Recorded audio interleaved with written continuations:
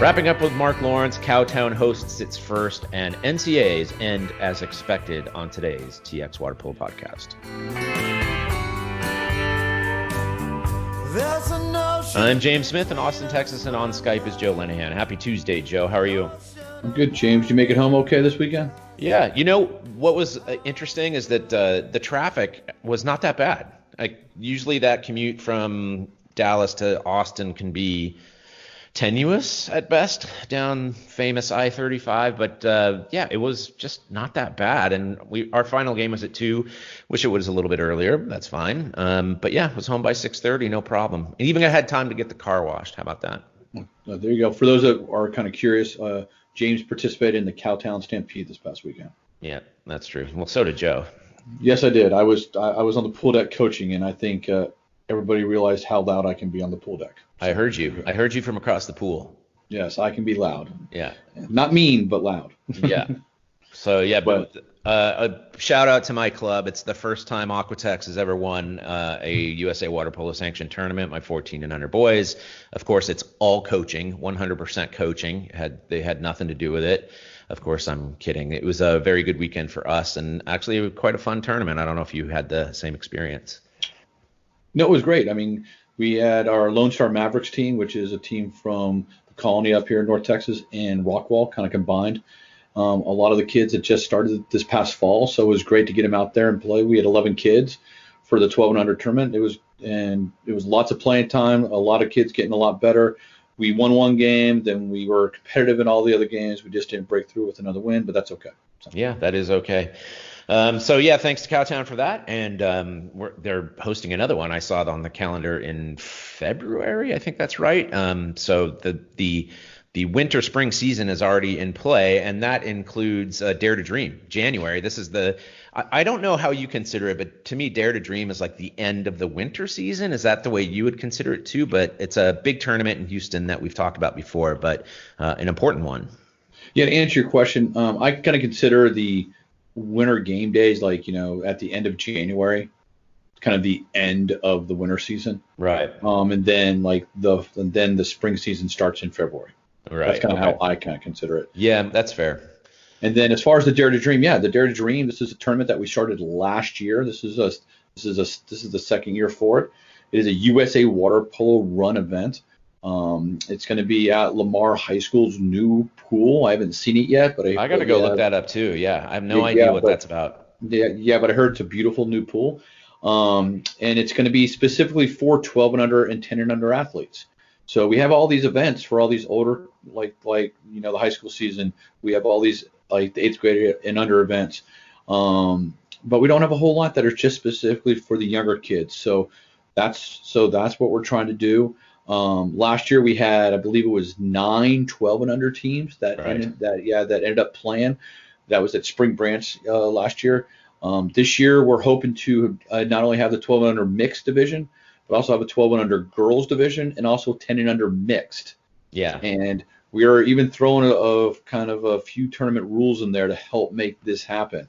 One of which is for 12 and under girls, because I know a lot of clubs out there, they have some challenges as far as getting like the younger girls together.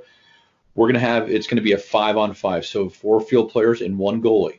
Cool. And so the minimum like you need for a team is 5 instead of 7. Right. And and we're hoping that that's going to increase that, and we get 4 or 5 girls teams. And then the 10 and under mixed is going to be is also going to be 5-on-5 again. The 4 field players and plus a goalie. But it's also going to be a 15-yard course, smaller goals and smaller balls. Yeah, that's so cool. Yeah, I love that stuff. And I mean, that's very similar to soccer. Smaller field, less players, and that'll be and we're going to really be trying to kind of build that 10 and under division kind of moving forward. And the age as of date kind of for that event is actually August 1, 2019. Right. August 1, 2019. So what that does, it just increases the pool of athletes that are going to be eligible. And so our hope is to have another 8 or 9 teams for the 12 and under mixed, but also have 4 or 5 the 12 and under girls, and 4 or 5 of the of the 10 under mixed. It's going to be great. And then everybody's, we're going to have medals and trophies. We're going to kind of have for the medal games, announce the kids and make the kids feel very special. So nice. Now, last year it was held in conjunction with a similar tournament in California. Is that the plan again this year? Yes. Yeah. So for this year, it's January 18th and 19th. That's over Martin Luther King weekend. This is we were the second tournament for the Dare to Dream tournaments, around the country. So the first one is in Southern California. It's the same weekend. Mm-hmm. And then this year they are doing another Dare to Dream in Northern California. Oh, cool! I didn't know that. And then they're also doing another Dare to Dream on the East Coast. So, do you know where? I'm just curious. I'm not quite sure off the top of my head. No. Okay. Yeah, that's great. But those will be first year events for those locations. So. Fantastic. And we've already had some there are some people from Florida that were kind of inquiring about coming. Some teams, kind of from the Midwest and the Mountain Zone have talked about coming. So, it's not we want all the clubs from Texas to come.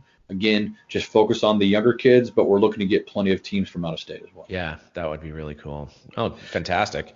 And the last thing about it is the games are not going to start until early afternoon on that Saturday, and then they'll end probably about 5 or 6 on that Sunday. So, it's going to be plenty of time for people to come up on Saturday morning, and then still plenty of time for people to drive home on Sunday night, especially since, most people are going to have Monday off because of MLK weekend. Right, one night at the hotel. That makes a huge difference when you travel. Yeah, exactly. Beautiful. It's going to be a lot of fun. It's going to be a lot of fun. And is AquaTex going to bring anything, or do you have some kids that are going to play somewhere? Maybe. You put me on the spot here. Wow. I know. The likelihood is low, but I have a couple kids that I'd like to participate with somebody. We have a partnership with Longhorn, so maybe we will work something out with them. But now, Longhorn had a 12 and under team there this weekend, and exactly, and they ended up kind of win the tournament. Yep. And I just for all those clubs that are listening out there, kind of talk to other clubs and try to get 10 and under mixed or 12 and under girls. I mean, try to have your own 12 and under mixed, of course. But it's and athletes can play on more than one team as long as they're in different divisions. Yeah. So like a 10 and under mixed athlete can play up with 12 and under mixed, or a 12 and under girls player can play over with 12 and under mixed as well. Yeah. So there's lots of flexibility. There is no club affiliation kind of for this event, but I mean we've tried to keep the entry fee down. It's only $300 per team, which is probably the least expensive weekend tournament kind of entry fee out there. So again, we want to make something special for the very young kids. Yeah. How many games? Every team's going to get 4 or 5 games. Nice. $300. Yeah. And then we're going to have all the banners out, and then we're going to have all the it's going to be clocks and referees. Even the Viper Pigeons, who are going to be the local host, I believe they bought an inflatable 10 and under course. Yeah, those are great. So what we're going to do with that is, we're going to be playing in the 12 and under course, and then whenever it comes for the 10 and under games, then we're going to put in the 10 and under course. Oh, that's really cool. How we're going to attach it, we will figure that out. But it's going to be. I'm excited. We're going to be at a brand new pool. It's in the middle of Houston. It's at Lamar High School. It's a great area, and it's going to be a lot of fun, and we'll make sure that the kids have a great experience with it. So yeah, I'm all for that. But you keep reminding us about this new pool at Lamar, which is just a big flaming issue here in Central Texas, where we are crazily short of pools. It's making me angry that they can get pools built down there like it's made out of matchsticks or something. Well, aren't they building the pool in Round Rock? Someday. I'm not even sure it's supposed to. Or they know exactly where it's going to be located. But yeah, they passed a bond issue, and then it's sort of like it feels like it's pretty dormant. But I once had to use a pool in Houston way back in my Houston days. It was at the Dad's Club. It was a 33 1/3 yard pool. Yeah. It was shaped like a trapezoid. And the ladies were doing the water aerobics on one side, and we were told no. So I went and bought a net and strung it across and made sure that, and then we had about a 25 yard section, and we did water polo. The water was 85 degrees, so sometimes beggars can't be choosers. Like you got to do what you got to do. Hey, look, my facility is good. I have no complaints about it. I actually like it quite a bit. It's a 8-lane outdoor 25-yard pool. It's all deep, almost all deep. Totally fine. Has a little warm-up area. It's all good. The only drawback, of course, is that we're at the mercy of the Central Texas weather, which tomorrow night's going to be interesting. Whether we're going to practice or not, we'll see. I think we will. But yeah, it'd be. I mean, look. Central Texas has University of Texas. There's a couple other 50-meter pools in the area, most of which are owned by swim teams that don't particularly want to partner with water polo, and a lot of them made out of glass. That's always good. You're chucking balls around in a glass building. But I have now the official right to complain about this because I've been all over the state of Texas and San Antonio and Houston and Dallas, and the facilities are just simply more and better. So let's get going, Central Texas, please. All right, let's move on to Austin College. I think you have an interview with Mark Lawrence coming up, right? Oh, super quick. I want to go. So we talked about this last week, but high school season, generally speaking, I got some questions about it yesterday from some people about what's going on. So we have 2 more seasons of TXWaterpolo in the spring, and there's no particular date on which your team can begin practicing, but generally speaking, you could sort of say mid-February is when you can start, right? I mean, that's sort of like the convention. Well, I mean, I think there are some schools that will start after districts, like, they'll get some athletes that start playing a little bit after districts. They might do captain's practices. Then there's others that'll start after that will be district swimming championships, which is normally the end of January. Mm-hmm. And then regions, the region championships are, I believe, the very end of January, the weekend of February 1st and 2nd. Okay. And so there will be other schools that start after that. And then there'll be other schools that will wait until after the state high school swim championship, right, which is in the middle of February. Yeah. So, I mean, it's, if you wait until after state, there might be a lot of kids that are not doing much or just swimming when they don't have a swim meet to go to. Or you start implementing water polo to a certain extent. And different schools do different things. Yeah, it really depends. Like, kind of how many coaches you have on staff. If there's only one coach, then you can only do one thing, Yep. Or if you have some good leadership, then you can have some some captains practices down at the other end and working on drills and skills and stuff like that. So there's a lot of every program's a little different. So, yeah. But yeah, I mean, it's the competitions are going to start the weekend after the state high school championship. So right. Yeah. The last full weekend of February is when that'll start. So yeah, I'm just complaining because we in the West, I'm continually encourage my fellow coaches to start earlier, to start practicing. Like you're saying, the bulk of your swimmers in general on your high school team are not going to make UIL, which is third weekend of February. So you have a couple weeks prior to that to get some work done. Yeah, well, James, but it's easier. It's easier said than done. Yeah. You and I don't coach high school swimming.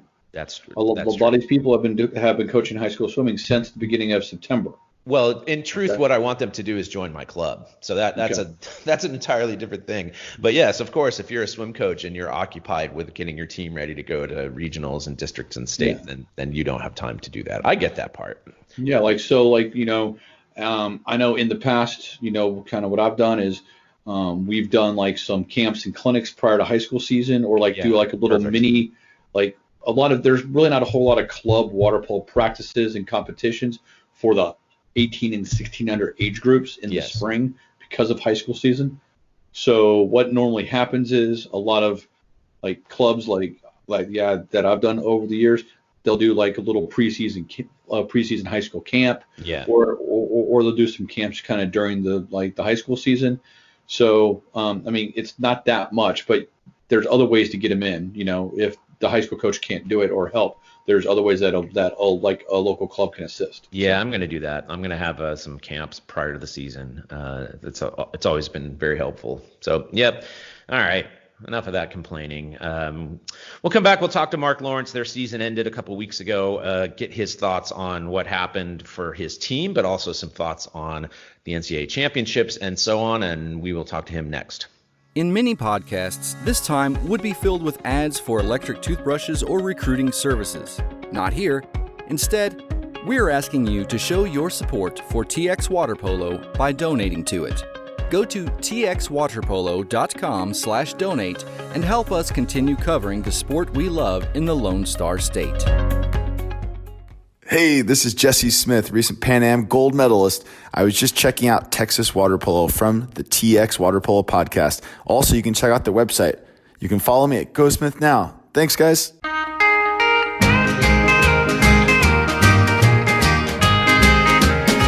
Oh, well, I'll give you love that's above. Hey everyone, it's Mark Lawrence, head coach of your Austin College Kangaroos men's and women's varsity team. It's time to check in as the season has ended. How are you, Mark? Great. Thanks for having us on, James. Hey, and when you say we, what I think you really mean is you and your gigantic new Great Dane puppy that you brought home just recently. Is that right? Yeah. He showed up. We got him early in the fall when he was about 3 or 4 weeks old. No kidding.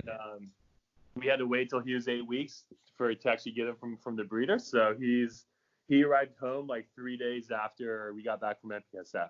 Nice. Maybe like 2 days. So pretty quick turnaround. So it's something of a family tradition to have those gigantic dogs. Yeah. It's my wife's 4th Great Dane. So unbelievable. We're excited. So, how much has it destroyed the house so far, if any? Not too much. He's been really great so far. So fingers crossed. We had both our men and women's teams over for like a holiday barbecue. So we had like 50 athletes here, and he was just in heaven. So, so he's been great. All right, new team mascots. You did return a couple weekends ago from MPSF Championships. We discussed it on the podcast this weekend and in weeks prior. So give us your highlights. How did things go? We know you won your first game against Penn State Behrend. You lost your last game to Penn State Behrend, and in between you played Cal. Yeah. So overall with the weekend, like there were some definitely ups and downs. We were really we were excited about our first win with PSB in our MPSF exhibition game. On what it is. So it's we thought we played pretty well. We thought we played pretty well in the 5th place game against them also. And we struggled to put away easier opportunities. We drew a lot of 6-on-5s. We created a lot of offense, and I feel that we played really well. We just didn't finish opportunities, and that one game it didn't hurt us when it was all said and done, and the next game when it was all said and done, right. Absolutely hurt us, So, but then also credit to them. They have, in my mind, the best goalie at the Division III level. So they have him. He's a phenomenal goalie, and then they also have 2 senior field players that, in the 5th place game they played out of their mind. They played great, and credit to them, and something for our guys as all freshmen and sophomores to learn from and grow from. So well, but that's the thing, isn't it? It's you're a team entirely of underclassmen, and you're playing against these teams that do have some experienced players, and I'm sure you're going to be very happy to see the back of that goalkeeper's head. He's graduating, right? I think that's correct. He's a junior. He has one more year. Okay, my mistake. But they graduate their 2 field players, Isaac and Andres, who are probably both going to get some national honors this year. Right. Isaac's, I think, is a three-time All-American. Mm-hmm. Going to be a 4th-time All-American. So we'll be happy. So, but that's pretty much the program as field players. Okay, you cut out just a little bit, so we'll go. Hold on one second. 3, 2, 1. All right, so the series with Penn State Behrend is over. You also played against Cal, which you did a year ago. And you talked about it before, and you said that was actually extremely helpful and fun and all that. So was it the same this year too? Yeah, absolutely. Like that. Those are the games that I absolutely love. I thought the score was definitely better this year than it was last year. Obviously, a different Cal team, a different team for us. Yeah. But it's a great learning experience, though. They play. They don't necessarily take it easy on us. They swim us 2-2 for 4 quarters, and they force our guys to have to play with full effort, intensity for 4 quarters, and not just give up because how. So our guys did a great job of playing hard every single possession and making the most out of every single possession, and they did. Our guys did great. That's a game that's easy to look at the score and say, oh, well, they got waxed, but all in all, like that one game was probably worth a week of practice for us. Is it? Yeah. And then sorry, what were you gonna say? No, you finish your thought, please.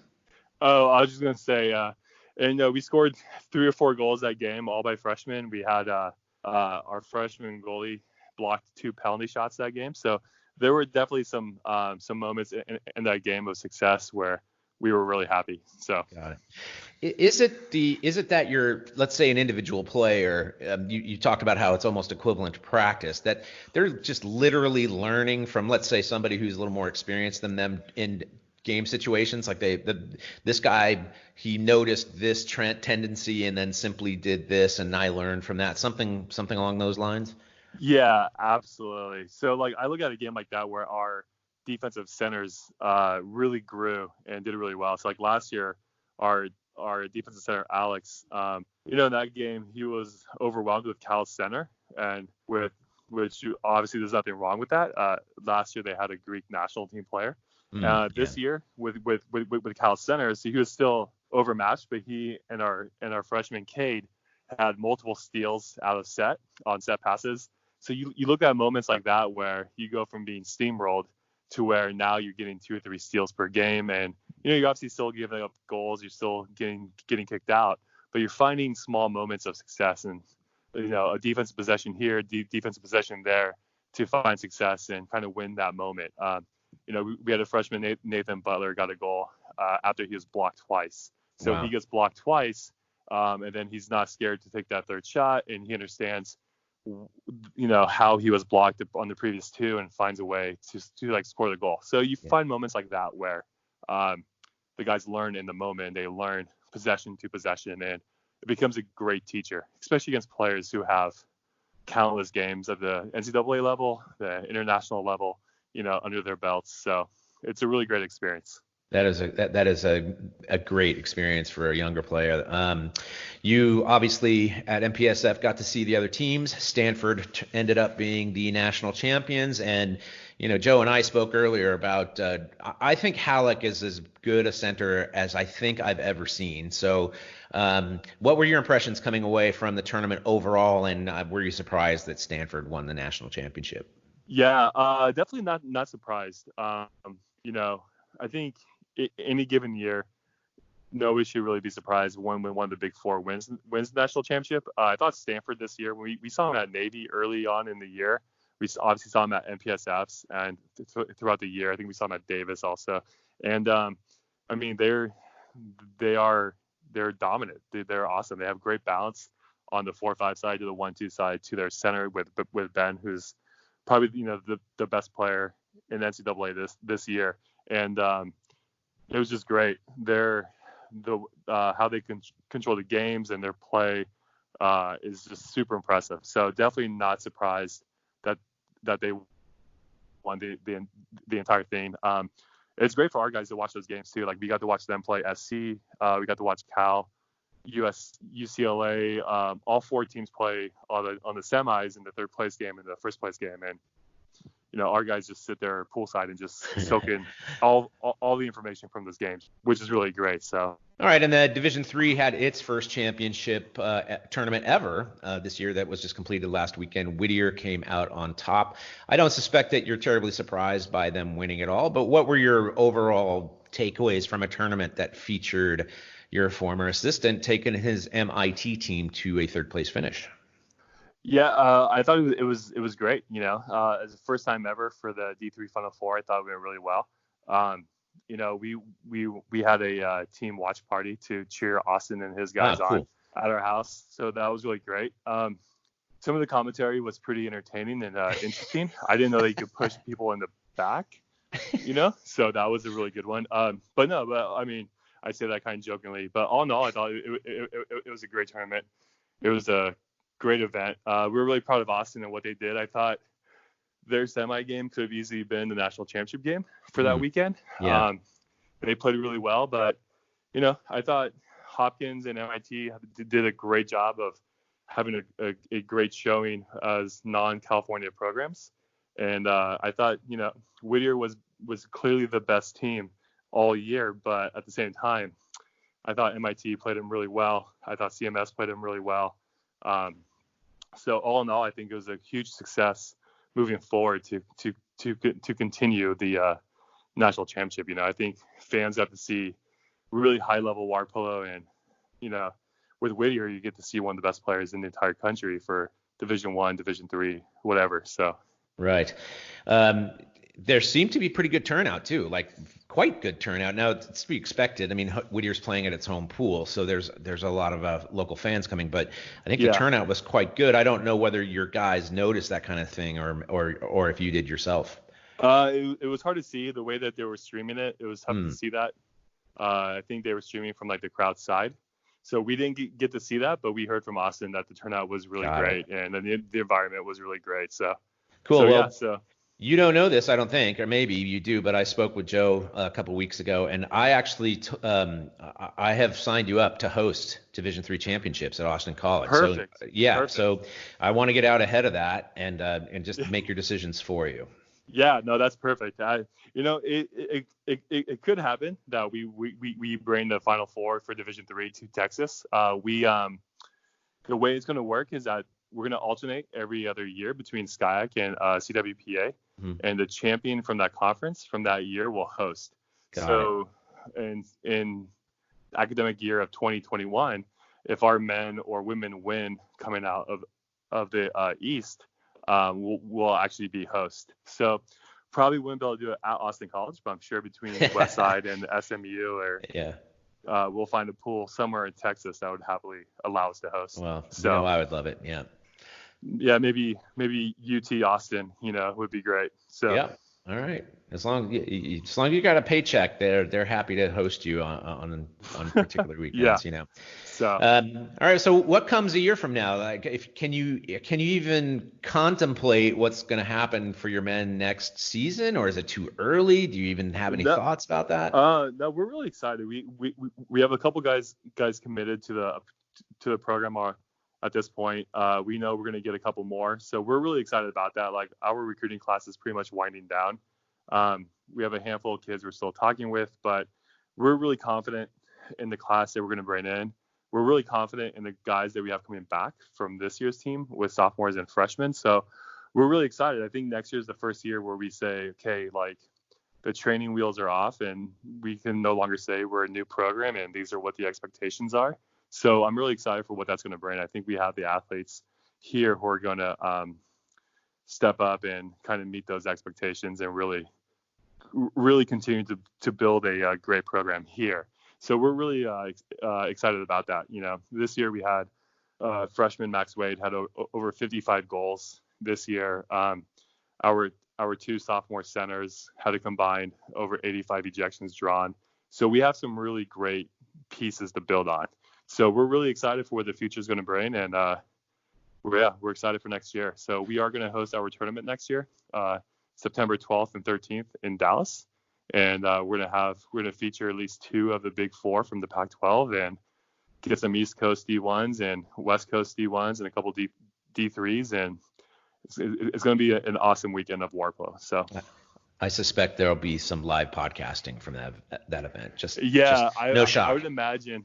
I would imagine to be some live podcasting, and we are going to stream everything, but we're also going to work with USA Water Polo to where we're the only water polo event happening in Texas that weekend. Mm-hmm. So hopefully we'll get a huge turnout. Like, I think any kid of any age would be crazy if they didn't want to come and watch Stanford versus UCLA in Dallas, Right. So, Totally but agree. we're really, really excited about that weekend. And, we're going to have a combination of some of the more experienced Texas referees and some West Coast referees. So it'll be great. A great weekend of competition, a great weekend of building development for players, refs, for the sport in Texas, and hopefully be a combination of great competition and inspiration for other programs and younger athletes. So. Right, something really to look forward to. I'm genuinely, I feel that way. Like it's totally true. These youth players, they don't often get a chance to see water polo played at that level. And so how could you possibly pass up the chance to see, let's just say it's Stanford and UCLA like that? You have to come and watch. And I can tell you for sure, like right now we have 6 teams that are already confirmed committed. We're talking to do a couple more. We'll get up to 8 teams. And then, but right now it's Stanford, UCLA, Air Force, Brown, Laverne, and Austin College. And we'll get 1 or 2 more. So Great. Even for kids to come and watch Air Force versus Brown or Laverne versus Austin College, will be really eye-opening for athletes in Texas. Absolutely. I think a lot of them, even the ones who play on the premier club teams, need to see in person what a huge jump it is to the collegiate level. Yeah. So it'll be great for the athletes, for the coaches, for everybody involved. So. Good stuff. Your women have been hopping in the pool, as far as I know. Can you give we'll talk about that in a lot more detail when your first games begin. But what are they up to now, and what are some general thoughts about your upcoming season? Yeah. So right now they're on break. They're focusing on finals, and then they're going to go home for Christmas break and come back on January 6th. So when they come back, we'll start in mid-January. And this fall we had our off season, and we didn't do a lot of conditioning this fall. We really focused on 6-on-6 and concepts, how we want our offense to go, how we want our defense to go, things of that nature, more working on chemistry and how we want to play as a collective group. And then January, we're going to really focus on conditioning and chemistry and all that stuff. So we're really excited. We have 17 women this year. Unfortunately, one's going to have to sit out coming back from a shoulder surgery. So we have 16 women, and we're really excited for what the future is. We have 2 goalies and 14 field players, and all 14 field players is very little distance between number 1 and number 14.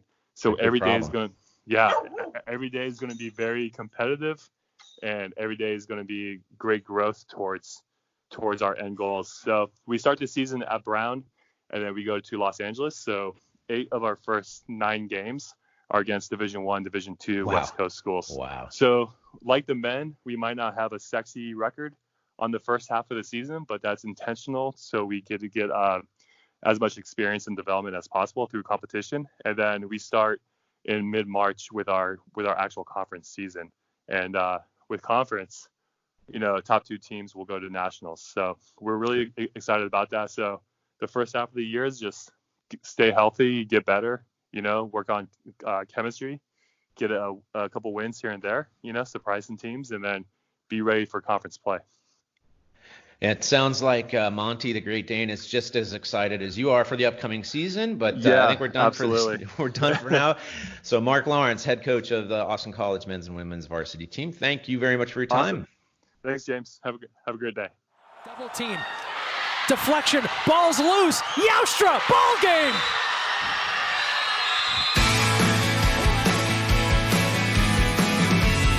Hi, I'm U.S. Olympian Janai Kerr, and when I need to stay up to date with my water polo news in Texas, I listen to the TXWaterpolo Podcast.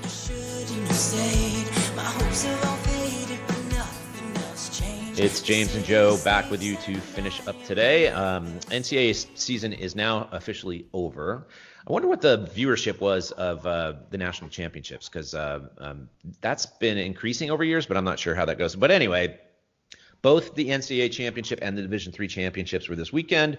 We just got finished talking with Division III coach Mark Lawrence, and I'm sure their aspirations are to make that tournament, but not this year. It had a Final Four of Whittier, Claremont Mudd Scripps, MIT, and Johns Hopkins. Whittier came out on top. defensive struggle of a final game over CMS, 5-3. I mean, all the games that led up to it were much more higher scoring games. But Whittier completes the season as the top Division III school in the country, at least according to this USA Water Polo Tournament. Yeah, it was great. I mean, I've heard only great stories about the tournament. I heard it was Whittier was a great host. It was kind of a grand experiment with USA Water Polo and the NCAA, and I think it came off great. It was, again, for those that don't know, it was top 2 teams from the East Coast and top 2 teams from the SCIAC. Kind of played. It was Whittier, Claremont Mudd Scripps, Johns Hopkins, and MIT. And Whittier played MIT and beat them 12-8 in the semifinal. And the other semifinal, Claremont Mudd Scripps beat Johns Hopkins 14-11. And then they played the placing games, the first and second game. And as James mentioned, it was a defensive struggle. And Whittier won the championship. And then MIT came back and beat Johns Hopkins in the third place game. So right, they had a good year, that team, and obviously there's a connection with their coach who coached at Austin College, Austin Ringheim. So well done to him, well done to his team, and congratulations to them at the end of the season. At the other end of the state, or at least midway up in Stockton, NCAA championships took place, and I watched the final game, or at least I watched the replay of it. The only takeaway that I got from it is that, Stanford's very good, but Ben Halleck, that guy is maybe the best center that we've seen in this country for a decade. He continued. You had an anecdote you told me about playing against him at a younger age, and I think you described him scoring even when he had 3 people hanging all over him, and that's what happened on Sunday. Like, UOP has some big dudes, and they were all over him, and he would score anyway. So anyway, I'm impressed. Yeah, and just to clarify, I coached against him. Yeah, I didn't. Did I say play? Okay. What was it? Yeah. Ben, take him to the hoop. I mean, I think he's been groomed. He's a big dude. I think his parents. I think his father was a professional football player, big athletic guy.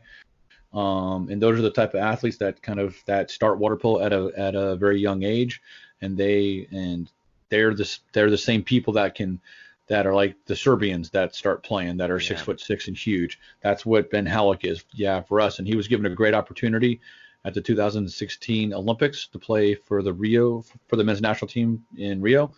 And I mean, he was just out of high school then, right? Yeah. So, I think he gave up his freshman year. He didn't play his freshman year to be able to play at that event. And that experience is going to pay off down the line. And I mean, he's one of those once in a generation kind of centers, and I think the U.S. is going to be that much stronger this upcoming summer because of that. So yeah, I think so too. I'm impressed that because we've had really good centers over time for the U.S. national team, but and maybe Halleck is going to be cut down to size a little bit when he's playing against the top of the team, Serbia, Croatia, Montenegro, the rest of them. That's fine, but he just shows these skills that I don't think I've seen in any time recently. So anyway, Stanford beats Pacific 13-8. The final game was okay. It was okay. That Stanford went up 5-3. It didn't really seem like they were under a great deal of threat throughout the game, and so it ended up, I think, the way that both of us predicted it, and so we're of course 100% correct all the time. But anyway, it was a good finish to the season. Stanford was, I think, a worthy champion, and we'll look forward to seeing them again next year. Yeah, I mean, I think Stanford was the best team throughout the year consistently. They have some of the best players, and I think this is the first time that Stanford's won an NCAA championship in a long, long time. They didn't win last year, did they? Yeah. 2002. Can you believe that? I mean, that was Vargas's first year. And having moved here from the Bay Area, I know there have been little rumblings about whether, there's always rumblings about whether coaches will remain who haven't fulfilled national championship aspirations. But we can have that debate all day long because there are other motivators for athletic directors and athletic programs to keep coaches.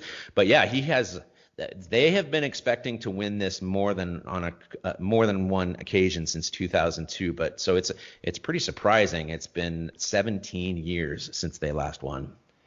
Yeah, I mean, but he may not have won, but he's been in the top 4 almost every year. No doubt about that. Yeah, he's always. So it's kind of hard to get rid of coaches that are consistently in the top 4. And they've been close a few times along the way. So. Close, and he graduates his kids, and they're they do well in that regard. So that's the real reason why he and many other coaches are in their place, because they're doing their jobs. So, all right, congratulations to them. I think they might be coming to Texas next year. I can't remember if they're tentatively on that on the agenda for that tournament, but we will follow that up. We got a lot of time to do that as the months progress.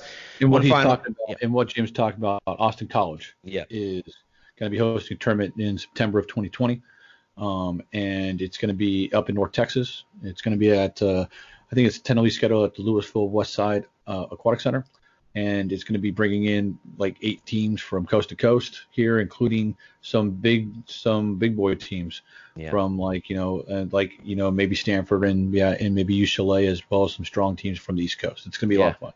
That'll be really good for us, for the state of Texas. Really good. Anyway, we'll follow that up as it approaches.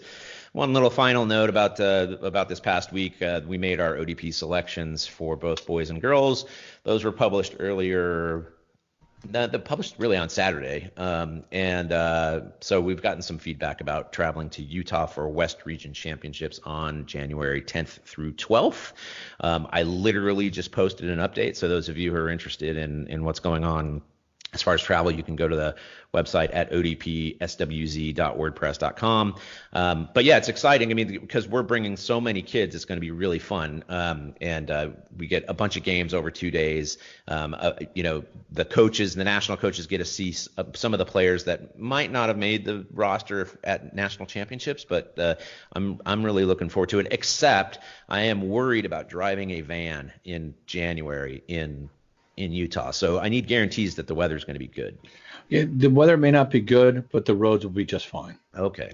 This is in Utah. It snows there every year, and it snows a lot. That's right. And you're going to be like basically between the airport and the current aquatic center is probably about 15 minutes. Oh, is that it? Yeah, it's not that far, and it's going to be within the city. Everything's going to be nice. Don't worry about it. Okay. You'll be fine. All right. Just don't do donuts on the highway or something. You've reassured me. I won't do that. No. I'll be out there as well. So cool. Yeah, that's great. Well, we'll hook up there. Other than that, I think we're done. You have anything else? No, just bring your winter clothes to Utah. That's all. No kidding. Man, I haven't looked at the weather, so I don't know whether it's been snowing so far. Cold. Okay, it's going to be cold. That's fine. Indoor pool. So that's they actually have a winter there. Yeah. It's cold here right now. Yeah, but it'll get warm in a couple days. So we have a cold front season here in Texas. They have a winter. So yeah, they have a winter. That's a good point. All right, go to TXWaterpolo.com to listen to the podcast. Find us on social media, leave comments, and do all that stuff. We may make some changes for the holidays as far as when we do this podcast again. So stay tuned about that. I think we'll be on next week for sure. The week following, I'm not quite sure what we're going to do. Maybe we'll just we'll play Christmas music. But for today, we're done. So, Joe, thank you very much, as always. All right. Stay warm down there, James.